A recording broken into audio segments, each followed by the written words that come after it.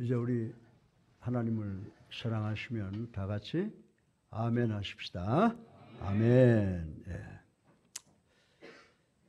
여러분이 이 성경 말씀 속에 원리를 배우게 되면 여러분은 끊임없는 기쁨과 즐거움의 미소를 얻게 되고 마치 여러분의 발걸음에 스프링을 단 것 같이 활기가 넘치게 될 것을 믿습니다. 그리고 여러분의 삶이 승리하게 될 것입니다.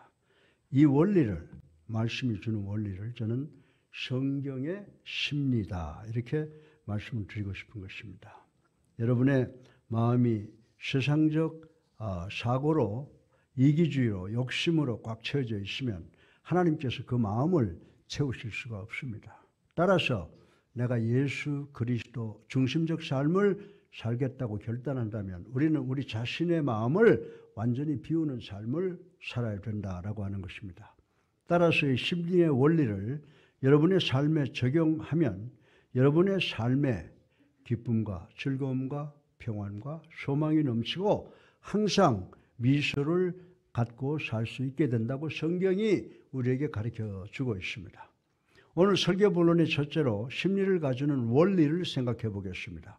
우리 다 같이 본문 41절을 읽어보겠습니다. 시작. 또 누구든지 너로 억지로 오리를 가게 하거든 그 사람과 심리를 동행하고. 아멘. 이 말씀은 예수님 당시에 로마 사람들만이 가진 특권을 말하고 있습니다. 당시 로마인들은 유대 사람들 아무에게나 자기 짐을 지고 가라고 하면 유대인들은 이 짐을 지고 오리를 반드시 갖추어야 한다라고 하는 것입니다. 그런데 로마 사람은 이 법을 6세기 전에 페르시아 사람들에게 배운 것이라고 기록이 있습니다. 그래서 예수님 당시에 이스라엘의 젊은이들이 자기 집에서, 자기 농장에서, 자기 직장에서 일을 하다가 느닷없이 짐을 지고 오리를 가는 모습을 종종 보는 일입니다. 그러나 이스라엘 젊은이들은 오리에서 1cm도 한 발자국도 더 가지 않고 오리가 되면 그 즉시 짐들을 내팽개치듯 내려놓는 것이 상례였다라고 하는 것입니다. 그런데 우리 주님께서 로마인들이라면 치를 떠는 유대 사람들에게 무슨 말씀을 하셨는지 아십니까? 상상을 초월하는 말씀을 하신 것입니다. 누가 너에게 오리를 가자고 하면 심리를 가져오라 라고 하신 것입니다. 이 말씀을 들은 유대인들은 지금 저분 뭐라고 말씀하시는 거야? 진정이야? 약간 머리가 도신 것이 아닌가? 라고 웅성대는 그런 소리가 지금도 저기에 들려오는 것과 같습니다. 유대인들은 지금 저 예수라고 하는 사람이 우리 보고 이방의 개들의 짐을 오리도 아니고 심리를 가지라는 것이야? 라고 극도로 흥분을 했다라고 하는 것입니다. 그러나 예수님께서는 우리는 적어도 의식주의자들보다는 뭔가 다르고 뭔가 더 이래야 된다라고 말씀을 하고 있습니다. 그래서 20절에 보면 내가 너에게 이르노니 너희 의가 서기관과 바리새인보다 더 낫지 못하면 결코 천국에 들어갈 수 없느니라 라고 말씀을 하신 것입니다. 서기관과 바리새인들은 매사에 있어서 법이 요구하는 것은 잘 지켰다라고 하는 것입니다.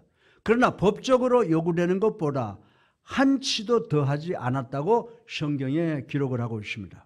이들은 11조를 할 때도 법이 요구하는 11조를 해놓고 나는 법을 지켰습니다. 내가 할 것 다 했습니다. 라고 한다는 것입니다.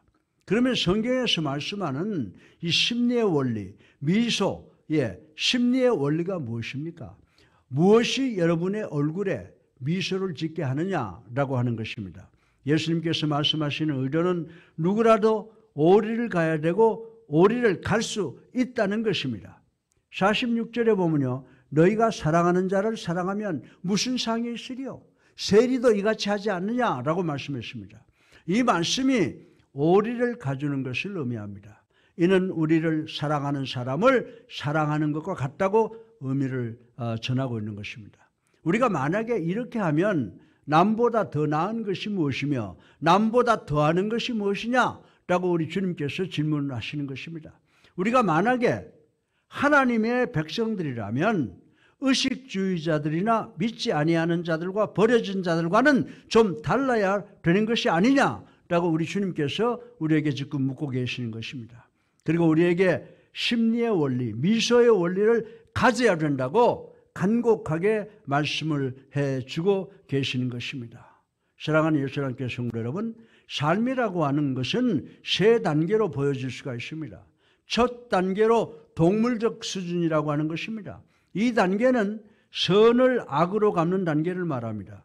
똥 싼 개가 성낸다고 남에게 은혜를 입고 남에게 어려움을 많이 끼쳐놓고 은혜를 갚는 것이 아니라 자기에게 은혜를 끼친 사람을 계속해서 중상하고 모략하고 괴롭히는 사람들이 우리 주변에 많이 있다는 것을 부인할 수 있는 사람이 그렇게 많지 않을 것이라고 생각을 합니다. 이런 수준을 뭐라고 합니까? 동물적 수준이라고 성경은 지적을 하고 있는 것입니다. 두 번째로 인간적 수준이 있습니다. 이 수준은 거듭남이 없는 수준을 말합니다. 이 수준은 선을 선으로 대하고 악을 악으로 대하는 수준입니다. 내가 이만큼 주었지? 그러면 나도 이만큼 주지. 내가 내 뺨을 쳤어? 그러면 나도 쳐야지. 그런데 그냥 치는 것이 아니라 이자까지 더 얹어서 쳐서 주지라고 하는 것입니다. 이것이 바로 인간들의 수준이라고 하는 것입니다. 그러나 셋째로 천국 수준이 있다고 우리 주님께서 말씀을 하시는데요. 천국 수준은 악을 선으로 대하는 것이라고 말씀을 하고 있습니다. 여러분을 핍박하고 여러분을 천대하고 여러분에게 수모를 주는 사람을 사랑과 은혜로 대하라는 것이 우리 주님의 명령이라고 하는 것입니다. 그러나 여러분들이 선을 선으로 악을 악으로 대하면 그것은 인간 수준에 지나치지 않는다고 하는 것입니다. 그것은 오리를 가주는 것이라고 말씀을 드릴 수가 있습니다.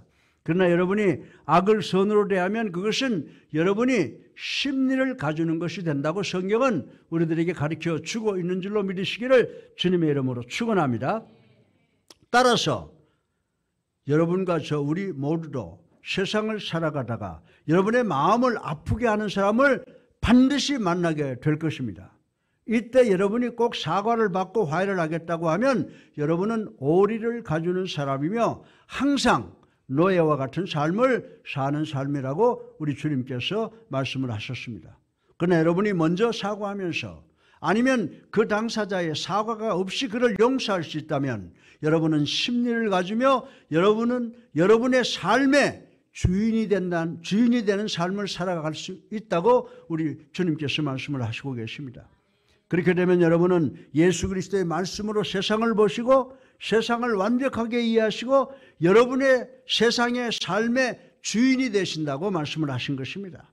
그리고 항상 미소의 삶을 살 수가 있다고 하는 것을 명심하시는 우리 예수랑교회 성도님들 되시기를 주님의 이름으로 축원합니다.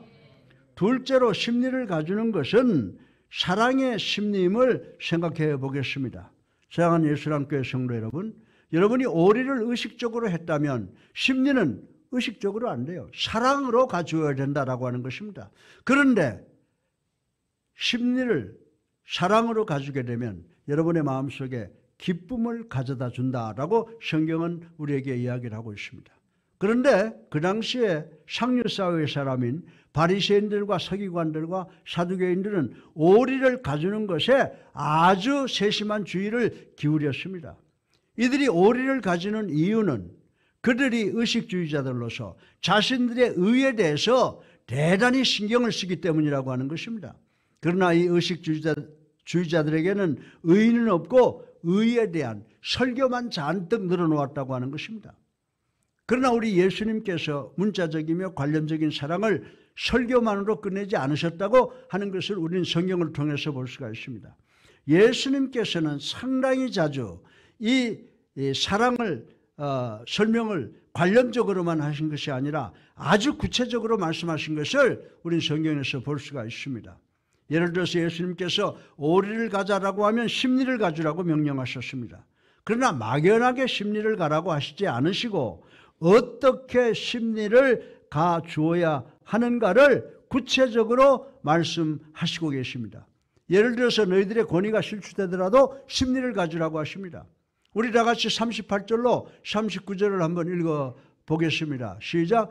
또 눈은 눈으로 이는 이로 갚으라고 하였다는 것을 너희가 들었으나 나는 너희에게 이르노니 악한 자를 대적하지 말라. 누구든지 내 오른뺨을 치거든 왼뺨을 돌려대며. 아멘. 여러분들 이 말씀 이해하세요? 아멘. 그런데 들어보세요. 그렇게 이해했는가를.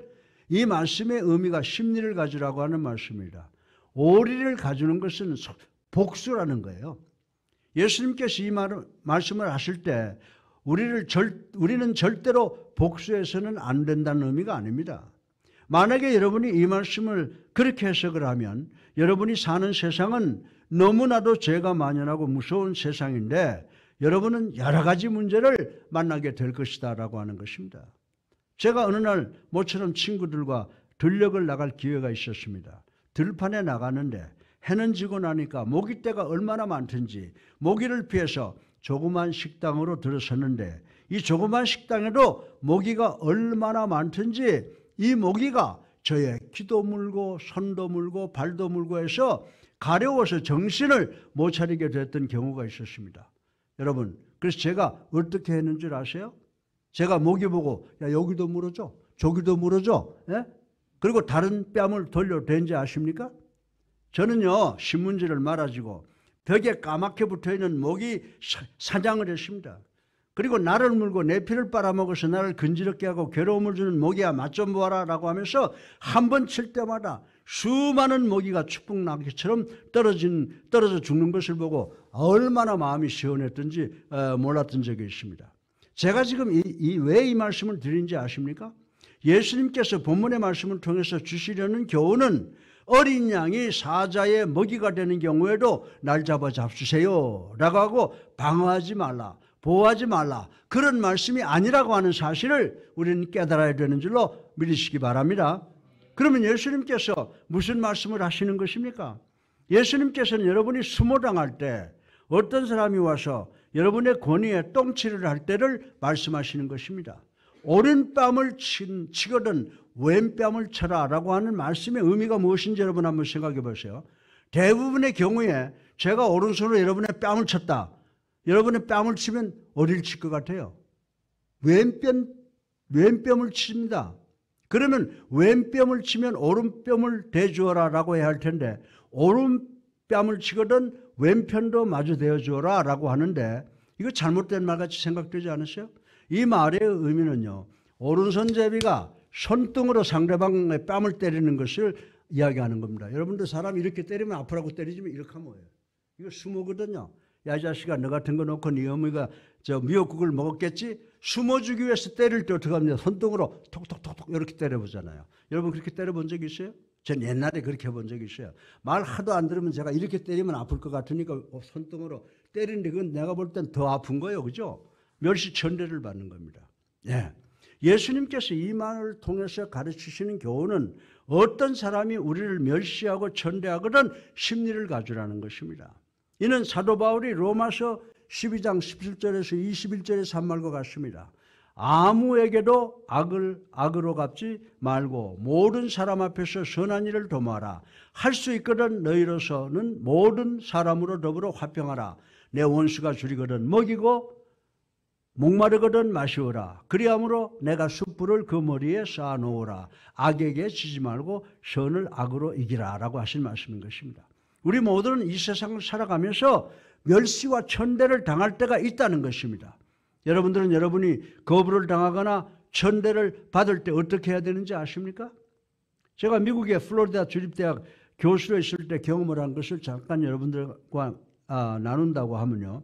제가 그 플로리다 대학의 교수가 되고 첫 학기 첫 시간에 강의를 하기 위해서 강의실에 들어갔습니다. 그때 맨 줄 앞에 백인 학생 하나가 앉아 있었습니다. 1시간 동안 강의를 하는데 앞줄에 앉아서 이렇게 하고 앉아서 다리를 꼬고 저를 쳐다보는데 이것은 완전히 저를 놀리는 그런 태도였습니다. 그러더니 나가면서 저한테 쪽지를 하나 던져주고 나갔습니다. 그의 태도를 보아서 그는 분명히 동양인 교수를 좋아하지 않는 것을 알 수가 있었습니다. 그 편지의 내용을 보자마자 저의 얼굴이 화끈화끈 거릴 정도로 멸시하는 편지였습니다. 그의 편지 내용은 동양인은 우리 대학에서 강의할 수 없다는 등 발음이 좋지 않아서 강의 내용을 이해 못하겠다는 등, 다른 교수는 노타이 바람으로 오는데 당신은 뭐가 잘났다고 넥타이를 메고 왔느냐 등등 말도 안 되는 그런 시비의 편지였습니다. 그러나 저는 이 사나이를 내 보책으로 삼아 보아야 되겠다라고 결심을 했습니다. 그래서 저도 편지를 하나 써서 다음 시간에 그에게 전해주었습니다. 그 편지는 위선적 편지가 아니고 정직하게 겸손하게 편지를 써서 보냈습니다. 그리고 그 다음 시간에 그를 만날 때 그에게 가서 그동안 잘 있었느냐라고 인사를 하고 악수를 청했습니다. 그 다음 시간에도 그렇게 했습니다. 드디어 이 청년이 저에게 따뜻한 미소를 보내기 시작을 했습니다. 그리고 대화의 문을 열기 시작을 했습니다. 그런데 어느 날 이 친구가 차를 몰고 교문을 나가다가 어린 학생이 몰고 오는 스포츠카에 받쳐서 차가 뒤집혀지는 사고를 당했습니다. 저는 그 사건을 모르고 있었는데 몇 주가 지난 후에 그가 휠체어를 타고 목에 캐스트 깁스를 하고 강의실로 들어왔습니다. 저는 깜짝 놀라서 그에게 달려갔더니 그가 제 목을 껴안으면서 하는 말이 Professor Lee, I love you. 선생님 사랑합니다라고 하는 말씀이었습니다. 드디어 이 학생이 나에게 완전히 마음의 문을 연 것입니다. 여러분들 이 학생이 누군지 아십니까? 제가 미국 가서 미국 사람을 처음으로 주례한 학생이었다라고 하는 것입니다. 지금 생각하면요, 이 학생이 얼마나 감사한지 모르겠습니다. 저는 그때 별 웃기는 놈의 새끼 다 있네 라고 하고 성적도 F학점 주고 쫓아낼 수도 있었습니다. 악을 악으로 갚을 수가 있었습니다. 그리고 이 학생은 어쩌면 저의 복수를 받을 만하다고 생각할 수가 있었습니다. 사랑하는 성도 여러분, 그러나 하나님께서는 심리를 가주는 마음을 더 기뻐하신다라고 하는 것입니다. 여러분들은 제가 어떻게 여러분의 적들을 제거하는가를 말씀해 주시기를 바랍니까? 적을 친구로 만드는 것입니다. 적을 친구로 만드세요. 예수님께서는 너희들이 천대받고 너희들이 권위가 수모를 당하고 있느냐? 그리하면 심리를 가져오라라고 명령하시고 있다라고 하는 것입니다. 여러분들의 경쟁자가 성공하고 승리하면 시기하거나 질투하지 말고 칭찬해 주세요. 심리를 가주라고 지금 주님은 말씀을 하고 있습니다. 우리 다 같이 40절을 한번 읽어보겠습니다. 시작. 또 너를 고발하여 속옷을 가지고자 하는 자에게 겉옷까지도 가지게 하며. 아멘. 여기서 여러분들 겉옷이라고 하는 건 속옷은 러닝샷을 이야기하죠. 이 겉옷은 그냥 싸구려가 아니에요. 이 겉옷이라고 하는 단어의 원어를 찾아보니까 오버코트, 굉장히 값비싼 코트를 의미하는 겁니다. 이 말씀에 보면 우리 주님께서는 여러분에게 도둑질하려는 무리를 의미하는 것이 아닙니다. 강도가 여러분의 집에 들어와서 당신한테 이만큼 주면 내가 당신의 안전을 보장하겠소라는 상황을 말하는 것이 아닙니다. 예수님께서는 이 말씀을 통해서 법정 사건을 의미하고 있는 것입니다. 여기에 보면 두 사람이 법정 소송이 걸려 있었습니다. 그런데 한 사람이 패소했습니다. 그래서 속옷을 주게 되었습니다. 이 경우에 너희가 잘못했으면, 실수했으면 법정에서 주라고 요구하는 것보다 더 주라고 하는 의미라고 하는 것입니다. 여러분들 법정에서 오리를 가라고 했으면 심리를 가지라고 하는 것입니다. 그러나 신약 성경에 삭개오가 뭐라고 말했습니까? 삭개오가 말하지 않습니까? 내가 누구의 것을 토색한 일이 있으면 2배만 갚아주면 되는데 뭐라고 그랬어요? 4배를 갚아주겠다라고 삭개오가 우리 주님을 만나더니 그런 고백을 하게 된 것을 우린 잘 알고 있습니다. 심리를 가지라고 하시는 것입니다. 친구의 슬픈 일을 함께 슬퍼하는 것은 오리를 가주는 것이지만, 그러나 친구의 기쁨을 함께 기뻐해 주는 것은 심리를 가주시는 것이라고 우리 주님께서 말씀하시고 계시는 것을 우리는 분명히 기억해야 되는 줄로 믿으시기를 주님의 이름으로 축원합니다. 셋째로, 여러분의 형제자매가 필요한 것이 있으면, 줄 수 있으면 더 주는 것이 심리를 가주라는 의미임을 생각해 보겠습니다. 우리 다 같이 42절을 읽어보겠습니다. 42절 시작. 내게 구하는 자에게 주며 내게 꾸고자 하는 자에게 거절하지 말라. 아멘. 예. 우리가 이해해야 될 것은 우리도 바리새인이나 서기관이나 사두개인 같으면 요구하는 것만큼, 법이 명령하는 것만큼 한다는 것입니다. 그러나 우리 주님께서 법이 요구하는 것보다는 더 많이 하라는 것입니다. 그것은 바로 주는 마음을 가지라고 하는 말씀인 줄로 믿으시기 바랍니다. 이 말씀의 적용은 여러분 주변에 어떤 필요를 느끼는 사람이 있다고 가정을 해보십시다. 그러면 여러분은 그 사람에게 주더라도 지혜 있게 지혜롭게 주라는 의미인 것입니다. 구약 시편 112편 5절에 보게 되면 은혜를 베풀며 꾸이는 자는 잘 되나니 그 일을 공의로 하리로다. 이렇게 말씀을 하고 있습니다. 이 말씀은 주는 자가 꾸는 자보다 더 복이 있다라고 하는 것입니다. 그러나 만약에 술정꾼이 술을 위해서 아편 중독자가 아편을 위해서 돈을 달라고 하면 여러분은 그 사람에게 돈을 줘서는 절대로 안 되는 줄로 믿으시기 바랍니다. 그리고 몸이 건강하면서 구걸하는 사람에게 여러분은 돈을 줘서는 안 된다는 것입니다.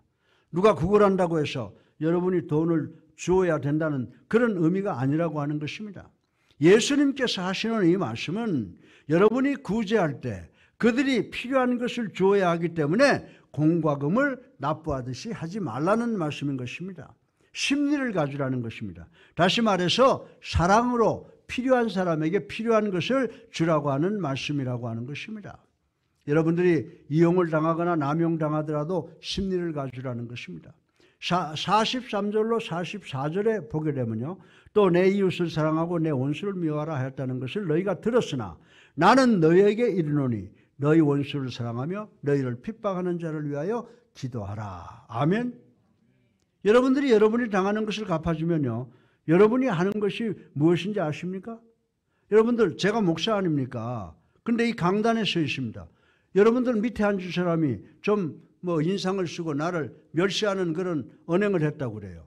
그러면 제가 여러분들 강단을 떠나서 밑으로 가서 그 사람을 멱살을 잡게 되면 목사하고 여러분하고 똑같이 1대1이 된다라고 하는 그런 말씀이라고 하는 것입니다. 이 말씀의 의미는 여러분들은 여러분의 기준을 상대방의 기준으로 끌어내리지 말라는 것을 지금 말씀하고 있는 줄로 믿으시기 바랍니다. 우리 주님께서 심리를 가지라고 하십니다. 어떤 사람이 여러분에게 잘못했습니까? 아직 없습니까? 반드시 있을 것입니다. 여러분이 복수를 한다고 해도 여러분의 기분이 나아지지 않습니다. 여러분의 육체는 어느 정도 만족할지는 모르겠습니다. 그러나 여러분의 영혼은 오히려 더 피폐해지고 상처를 입게 될 것이라고 주님께서 말씀을 합니다. 그러나 여러분이 심리를 가게 되면 그 심리는 여러분에게 마음의 기쁨과 평화, 즉 미소를 주는 심리가 될 것이다. 이렇게 우리 주님께서 말씀을 하고 있습니다. 여러분들 어떤 남자가 자동차가 필요하긴 한데 새 것을 살 수 있는 형편이 안 돼서 중고차를 사려고 신문 광고를 뒤졌답니다. 그런데 자구아라는 자동차 알죠? 영국산 고급 자동차. 광고에 나왔는데 신형이고 운전도 그렇게 많이 하지 않은 차였습니다. 상태가 대단히 양호함. 그리고 가격은 200불이라고 하는 광고를 보았습니다. 그래서 이 사람은 도저히 믿을 수가 없었습니다. 그래서 이 사람은 그 광고에 나와 있는 전화번호로 전화를 했습니다. 어떤 부인의 목소리가 흘러나왔습니다. 그래서 당신 신형 자구아를 단돈 200불에 판다는 광고를 하신 분이십니까? 라고 물었습니다. 그러니까 그렇다고 했습니다. 무슨 문제가 있습니까? 라고 물었습니다. 그때 그 부인은 문제는 아무것도 없고요. 제일 먼저 오는 사람에게 팔기로 했습니다. 라고 말을 했습니다. 그래서 이 사람은 지금 당장 가겠다고 하고 그 집에 도착을 했습니다. 도착을 해보니까 기가 막히게 건사한 이 비까비까한 그 자구아가 한 대 있었습니다. 그래서 흥분한 이 사람이 부인, 이 차 정말 200불에 파시려고 하는 겁니까? 라고 물었더니 그때 그 부인이 아니요. 지금은 200불의 반값인 100불에 팔려고 합니다. 라고 하더라는 것입니다. 이 사람은 또 아니 뭐가 크게 잘못됐습니까? 라고 물었습니다. 그때 부인은 아무것도 잘못된 것이 없습니다. 이 차는 내 남편의 차인데 내 남편이 지금 여자 비서하고 바람이 나서 하와이로 도망가는데 차를 팔아서 돈을 보내달라고 해서 내가 지금 차를 팔고 있는 것입니다. 라고 하더라는 것입니다. 이해가 갑니까? 이 정도 이해하면 여기서 웃음이 터져 나오는데 안 나오는 것 같아요. 여러분들 사랑하는 성도 여러분, 용서라고 하는 겁니다. 심리를 가지는 것을 심리를 가진다는 것은 이해를 의미합니다. 사랑을 의미합니다. 그리고 용서를 의미합니다. 이 부인이 차를 그 100불에 팔아놓고 나중에 잘 되고 나면 얼마나 가슴이 쓰리고 아플 거예요. 용서했으면 차나 잃지 않지 않습니까? 예. 저는 이 여인과 반대되는 스토리를 읽은 적이 있습니다.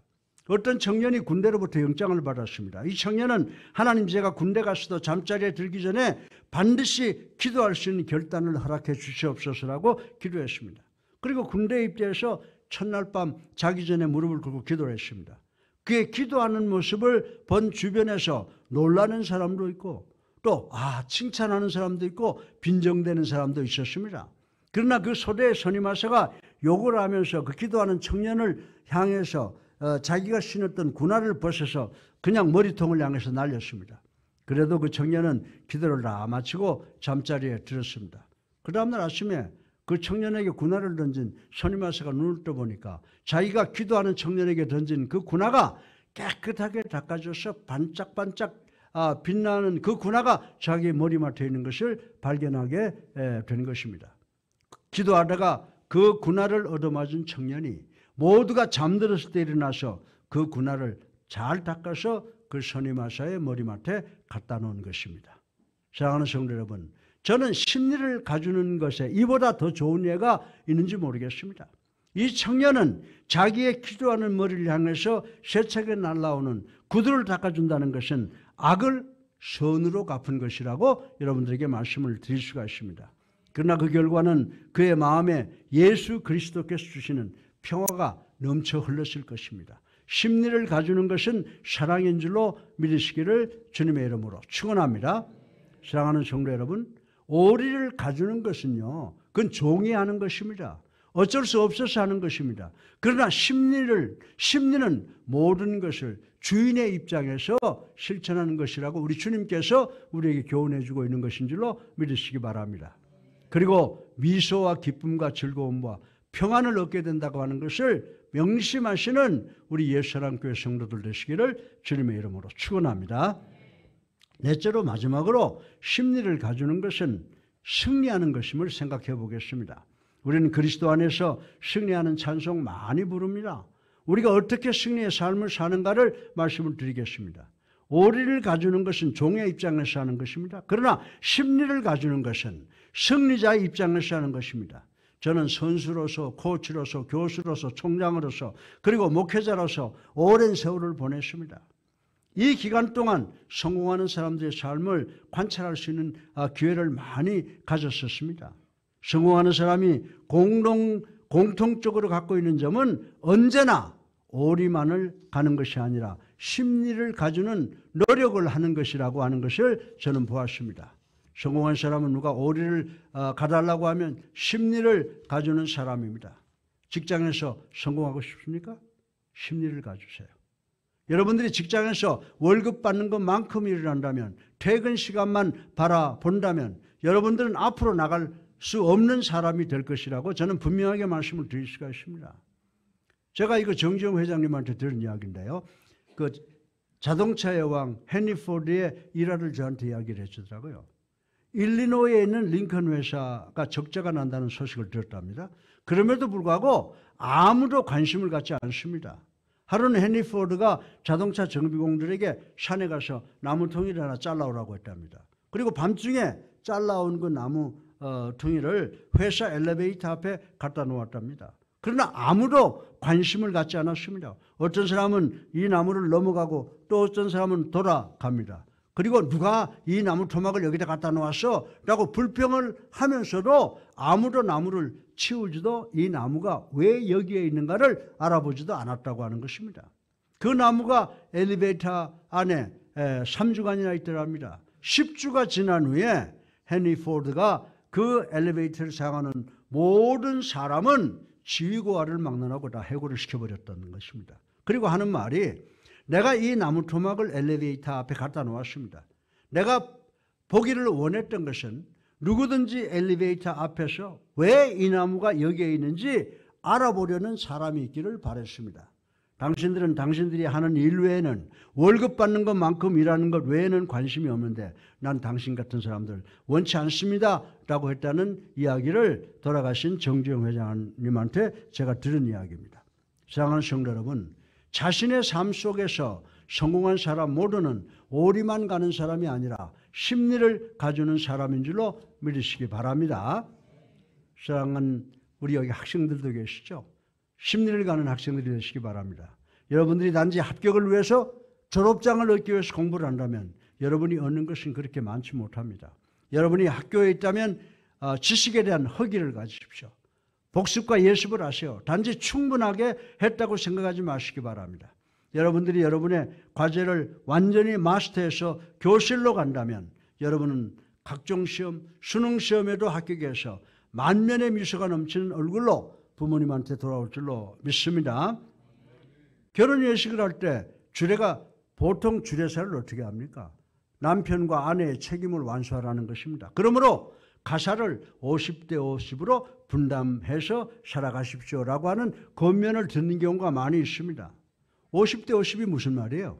그것은 바로 반반, 오리를 가지는 것에 불과하다라고 하는 것을 우리는 알아야 됩니다. 그런데 사실은 어떤 때는 남자가 90%, 그죠? 남편이 90%, 또 아내가 10% 일을 할 경우가 있습니다. 또 어떤 때는 여자가 90%할 때가 있고 남편이 10% 할 때가 있다라고 하는 것입니다. 여러분들이 결혼 생활을 하면서 어떤 것이 옳은가, 어떤 것이 공정한가, 어떤 것이 평등한가를 찾으면 여러분의 결혼 생활은 행복할 수가 없습니다. 발전할 수가 없습니다. 따라서 성공적이고 발전적인 행복한 결혼 생활을 영위하기 위해서는 부부간에 서로 심리를 가져와야 되는 줄로 믿으시기를 주님의 이름으로 축원합니다. 그런데 여러분의 신앙생활도 마찬가지예요. 여러분들 우리 예배요 1시간에서 1시간 10분에 끝나요. 성찬까지 넣어서 이렇게 10분에 끝나는 게 없어요. 잘 들으세요. 이 말씀 잘 들어보세요. 여러분의 신앙생활 마찬가지입니다. 이 말씀 잘 들어보세요. 우리 교회 안에서도 많은 사람이 주일 오전 예배만 오시면 다 되는 것으로 아는 분들이 많이 계십니다. 예, 이것은 법적으로 가장 소극적으로 하는 신앙생활이다라고 저는 말씀을 드리고 싶습니다. 이것은 사랑으로 하는 것이 아닙니다. 우리는 우리를 삼키려는 사탄을 쫓기 위해서는 우리들의 마음과 정성과 뜻을 다하여 하나님을 찾아와야 되는 줄로 믿으시기를 주님의 이름으로 축원합니다. 여러분들은 단지 오리만 가지는 사람입니까? 여러분이 예수님을 증거하는 삶에 어떤 것이 가장 도움이 되는지 아십니까? 심리를 가지는 사람이 돼야 한다라고 하는 것입니다. 여러분들이 이 상황을 생각해 보시기 바랍니다. 유대인 소년이 숲속에서 나무를 자라고 있었습니다. 그때 로마 병정이 나타나서 어이 이거 들고 가자라고 합니다. 그때 이 소년은 재수없게 또 걸렸네 라고 하면서 일하던 연장을 팽개칩니다. 그때 로마 병정은 이놈 버리장머리가 되게 없구만, 짐을 져 임마 가자라고 합니다. 이 소년은 이를 박박 깔면서 분노로 씩씩거리면서 오리를 갑니다. 그리고 그 짐을 내팽개치면서 내 책임 다해서 라고 합니다. 이렇게 되면 소년도 분노하고 로마 군인도 병정도 분노합니다. 그런데 그 중에 심리를 가지는 소년이 있었습니다. 로마 병정이 어떤 소년에게 이리 와 그리고 이 짐을 지고 가자라고 합니다. 그때 이 소년은 아주 흔쾌하게 알았습니다. 그리고 짐을 어깨에 메고 자 갑시다라고 합니다. 로마 병정과 같이 가면서 이 젊은이가 묻습니다. 당신 고향이 어디입니까? 로마는 어떤 것입니까? 로마 군인이 이 소년과 대화를 시작합니다. 당신 결혼했습니까? 가족도 있습니까? 라고 대화를 하다가 오리가 다 되었습니다. 그래서 로마 병정은 이제 오리가 되었으니 너는 가도 된다라고 합니다. 그때 이 소년이 여기 오리만 더 가면요 시원한 운물이 있는데 우리들이 시원한 물을 한 모금씩 마실 수 있을 테니까 그까지만 가십시다. 그때 물 한 잔 마시고 가겠습니다라고 하고 드디어 심리를 가서 그 찬물을 함께 나눠 먹고 헤어졌다고 생각합니다. 할 수 있습니다. 그때 로마 병정은 이 소년에게 로마인은 유대인을 증오하고 유대인들은 로마인을 증오하는데 너는 좀 다르다라고 합니다. 그때 이 소년은 내가 다른 유대인 소년들과 다르기를 간절히 바랍니다. 전 예수 그리스도라고 하는 분께서 하시는 설교를 들은 적이 있습니다. 이분은 모든 사람들에게 오리가 아니라 심리를 가지라고 설교를 했습니다. 그래서 제가 심리를 온 것입니다 라고 했습니다. 그때 그 로마 병정은 예수가 누군데? 라고 묻습니다. 소년이 대답하기를 그분은 구세주이시며 살아계신 하나님의 아들이신데 여러분 당신과 나 같은 우리 죄인을 구속하기 위해서 이 땅에 오셨습니다. 그리고 우리에게 새로운 삶을 주셨습니다 라고 했다고 하는 것입니다. 사랑하는 성도 여러분, 제가 질문 하나 드릴게요. 후자와 전자 중에 누가 예수 그리스도를 더 효과적으로 증거했다고 여러분 생각하십니까? 두 번째 이 소년은 삶 자체를 통해서 예수 그리스도를 증거하는 사람이 되었다라고 하는 것입니다. 우리가 그리스도인으로 예수님께서 말씀하시는 심리를 가는 것을 배우기 전에는 결단코 승리하는 그리스도인이 될 수가 없는 줄로 믿으시기 바랍니다. 예수님께서는 우리에게 심리를 가라고 명령하시는 것을 명심하시고 그렇게 될 때 승리할 수 있다고 하는 것을 명심하시는 우리가 되어야 될 줄로 믿습니다. 결론입니다.